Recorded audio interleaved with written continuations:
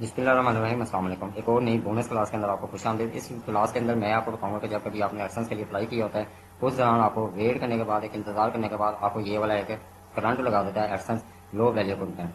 अब यहाँ पर इन्होंने यहाँ पर कुछ इंस्ट्रक्शन वगैरह भी दिए होते हैं कि ये आप करें तो उसको ये करें, वो करें, वो करें। आप उस तरीके को भी मैक्सिमम फॉलो करने की कोशिश करते हैं। इधर उधर से आत्माओं भी मारते हैं, उधर से पूछा, ये किया, वो तजर्बे करते हैं, ढूंढने चलाते हैं, लेकिन फिर भी आपका ये मसला हल नहीं होता। इसकी सबसे एक बड़ी वजह जो होती है, ये भी अपने माइंड में बिठा लें कि अगर तो आपको कॉपी कंटेंट यूज़ कर रहे हैं तो आपने सेम अगर उसको एज इट वहाँ पर प्लेस कर लिया हुआ है, तो इस वजह से भी आपका लो वैल्यू कंटेंट आ सकता है। नंबर टू आपका कि अगर कोई आप ज़्यादातर कोई लोड स्पीड जिससे थीम की कुछ ज़्यादा स्लो होगी, उसके ऊपर भी आपको लो कंटेंट का इशू आ सकता है कि वो साइड जल्दी लोड ही नहीं हो रही, वो ज़्यादा टाइम ले रही है, तो ये भी वो कहता है कि low value content. Number three आपकी चीज़ आ जाती है कि आपने आर्टिकल को अच्छे तरीके से ऑप्टिमाइज नहीं किया हुआ है, आपने उसके अंदर इंटरलिंकिंग नहीं की हुई, उसके ऊपर आपने हेडिंग वगैरह अच्छे तरीके से नहीं दी, तब भी आपको लो वैल्यू कंटेंट का आ जाता है। नंबर फोर चीज़, अगर आपकी साइट के ऊपर मेन्यू बार, वो पेजेस बार जो होते हैं, टॉप बार, मेन्यू बार, पेजेस हो गए, पेजेस के ऊपर आपने कंटेंट प्राइवेसी पॉलिसी बोटस वगैरह उसको अच्छे तरीके से आप लोगों ने नहीं किया हो, तो तब भी आपको लो वैल्यू कंटेंट का आ जाता है। आप लोगों के जो इंपॉर्टेंट पेजेस हैं जो मैंने क्लास दी हुई है, वो लाजमी तौर पर अपनी जगह पर डिस्प्ले होने चाहिए। जब आपका एडसेंस अप्रूव हो जाता है इंशाल्लाह, तो देन आप क्या कर सकते हैं, टॉप मेन्यू बार को फुटर मेन्यू बार में भी ले जा सकते हैं। मतलब कि आप ऊपर से रश कम करके जो पेजेस होते हैं वो उसको आपको फुटर एरिया के अंदर शो करवा सकते हैं। ये कुछ चीज़ें हैं, ये बातें हैं कि लो वैल्यू कंटेंट सिर्फ इन वजह से आता है। अगर आपने ये चीज़ें फेस की हैं तो आप थोड़ा सा सोचिएगा, ज़रा माजी में जाइएगा, देखिएगा कि आपने कौन कौन सी गलतियाँ की हुई हैं, और अगर अल्लाह ना करे आपको ये इशू फेस करना पड़ जाता है, तो फिर आप लोगों को ये चीज़ें दोबारा से एक दफ़ा रिव्यू करनी पड़ती हैं। थीम को देखना पड़ता है कि कहीं आपने कोई ऐसी कोई गलत थीम तो नहीं लगाई हुई जिसकी स्पीड बहुत ही ज़्यादा स्लो है, कुछ ऐसा काम तो नहीं किया हुआ जिस वजह से आपको ये मसला देखना पड़ रहा है। कुछ आर्टिकल को अच्छे तरीके से ऑप्टिमाइज़ किया हुआ है, उसके अंदर थंबनेल वगैरह लगाए हुए हैं, उसके अंदर एक इमेज लगाई हुई है, ये सारी की सारी चीज़ें एक दफ़ा आपको देखनी पड़ती हैं। जो आपने मेन्यू बार के अंदर कैटेगरीज लगाई होती हैं, उन कैटेगरीज को भी लिंक किया हुआ है आर्टिकल के साथ, ये सारी की सारी चीज़ें आपको देखनी है। गूगल रोबोटिकली ये चीज़ें देखता है। रोबोटिकली जब भी कोई उसको एक इशू डिटेक्ट हो जाता है, तो वो क्या काम करता है कि आपको वो एलिगेशन दे देता है, वो ऑब्जेक्शन लगा देता है कि ये चीज़ हुई है, वो चीज़ हुई है, बेशक आपने उसको बड़े अच्छे तरीके से ऑप्टिमाइज किया हो। फिर ये सारा कुछ आपने उसे ओके कर लिया, हर चीज़ आपकी येस हो गई, लेकिन फिर भी आप जब उसको अप्लाई करना है, तो आप लोगों ने क्या काम करना है, कम से कम उसको 24 घंटे का टाइम देना है। ये नहीं करना कि आपने सेम उसी डे उसको दोबारा से अप्लाई कर दिया, आपने एक दिन का गैप डालकर उसको दोबारा से अप्लाई करना है। इंशाल्लाह अगर ये मेरी बताई हुई चीज़ों का आप ख्याल रखेंगे, तो आपको ये वाला इशू कभी भी नहीं आएगा।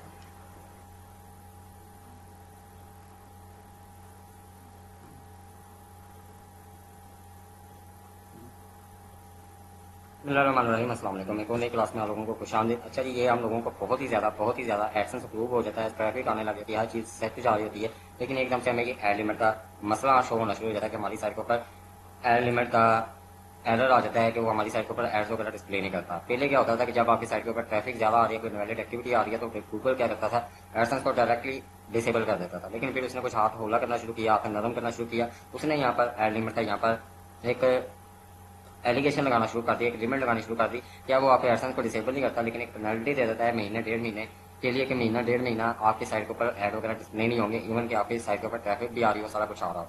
अब इसमें लोग बड़े वो टूने चलाते हैं, बड़े तरीकेकार करते हैं, सारा कुछ करते करवाते हैं, लेकिन ये चीज़ जल्दी से जल्दी कवर नहीं होती है।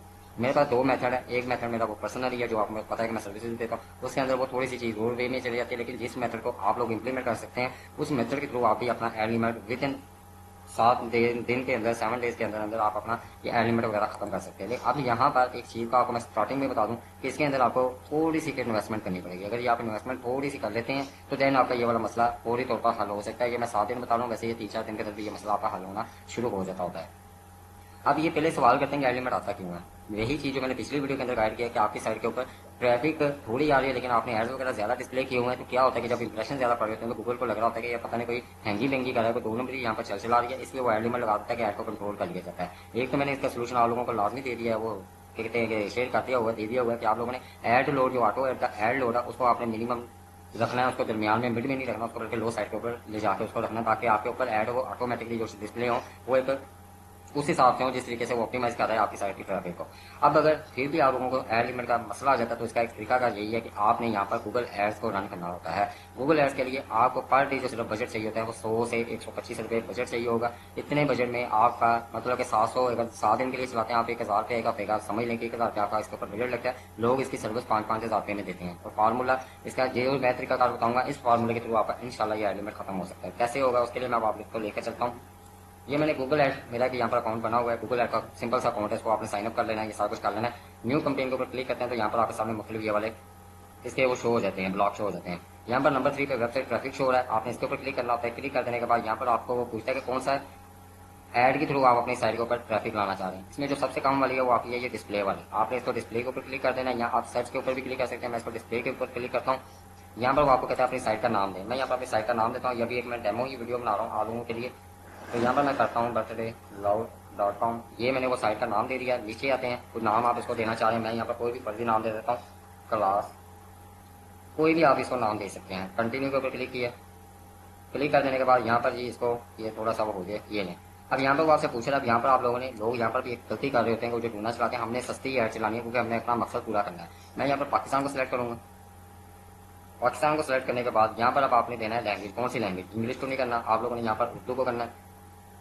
लोग क्या कहते हैं, वो समझते हैं जी कि इंग्लिश कंटेंट है तो ये ना वो क्या कहते हैं, अल्लाह भला करे, यूएसए की यूके की ट्रैफिक चाहिए होगी, तो उसके लिए क्या काम होता है कि वहाँ पर फिर वो ट्रैफिक बड़ी महंगी पड़ जाती है। मैं यहाँ पर उर्दू को सिलेक्ट करता हूँ सिंपल।